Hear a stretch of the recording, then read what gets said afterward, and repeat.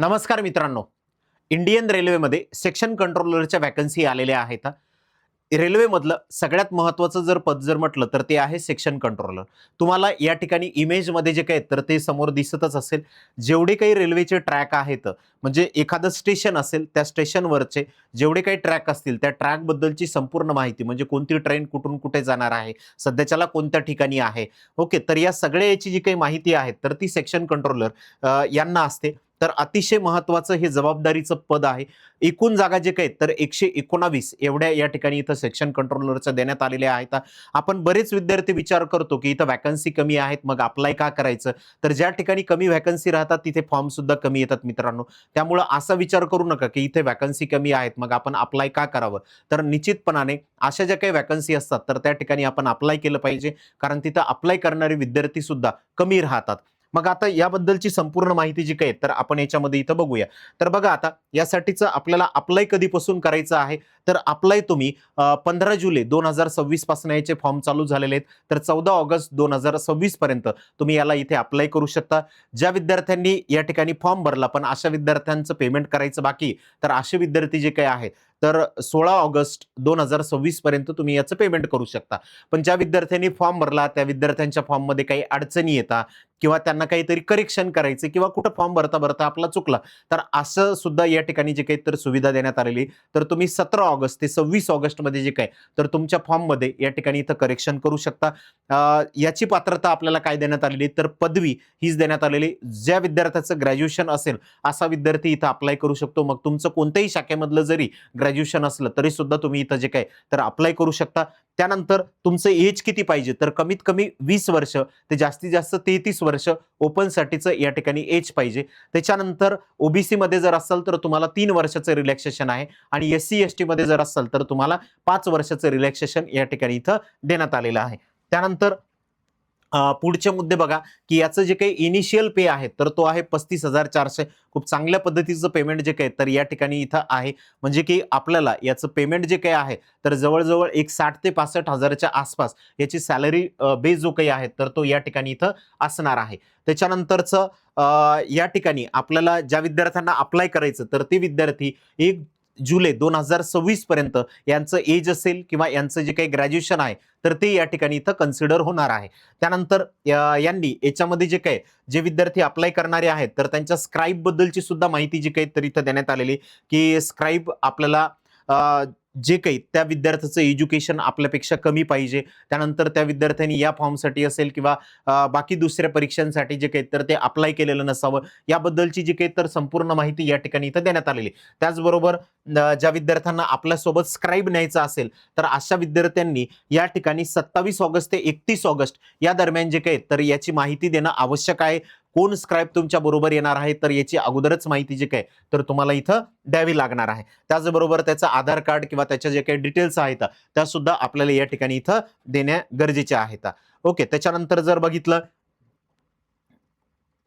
तर याची जी काही एक्झाम आहे तर ती सिंगल एक्झाम या ठिकाणी इथं होणार आहे, की यामध्ये सिंगल स्टेज कम्प्युटर बेस जे काही आहे तर टेस्ट होणार आहे, म्हणजे सीबीटी होणार आहे. आणि सीबीटीच्या नंतर जे काही आहे तर आपलं या ठिकाणी कम्प्युटर बेस ॲप्टिट्यूड टेस्ट इथे एक असेल. त्यानंतर डॉक्युमेंट व्हेरिफिकेशन असेल आणि मेडिकल एक्झामिनेशन जे काही तर ती आपल्याला इथं देण्यात येणार आहे.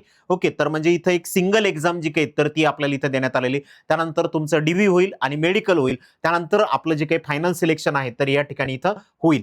त्याच्यानंतर जे काही तुमचं कॉल लेटर वगैरे असेल तर याची माहिती तुम्हाला वेबसाईटवरती जे काही तर ती देण्यात येईल अगोदर. यांनी इथं काही तशी कधी परीक्षा असेल काय असेल याबद्दलची जी काही तर माहिती रेल्वेने दिलेली नाही. याची निगेटिव्ह सिस्टम सुद्धा जे काही तर आपल्याला इथं देण्यात आलेली 1/3 इथं निगेटिव्ह सिस्टम जे काही तर ती असणार आहे.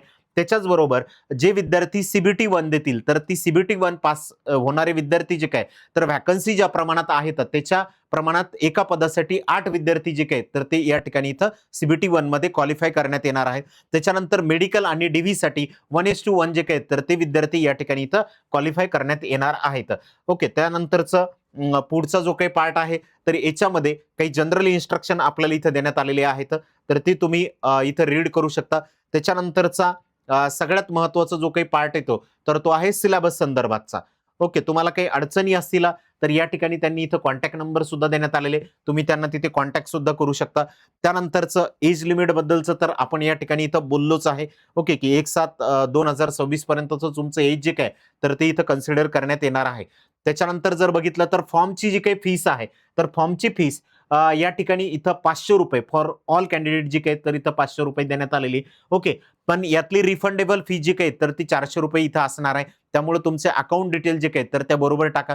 ओके, तुम्ही परीक्षा दिल्याच्या नंतर म्हणजे सीबीटी 1 जर दिली तर तुमची जी काही फीस आहे ₹400 तर ती रिफंड होणार आहे. फक्त ₹100 जी काही फीस आहे तर ती या ठिकाणी इथं लागणार आहे.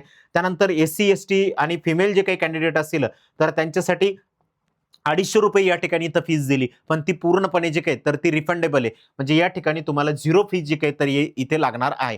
म्हणजे तुम्ही सीबीटी 1 दिल्याच्या नंतर तुमची ही जी काही फीस आहे, तरी फीस सुद्धा इथं तुमची रिफंड करण्यात येणार आहे. त्याच्यानंतर जर बघितलं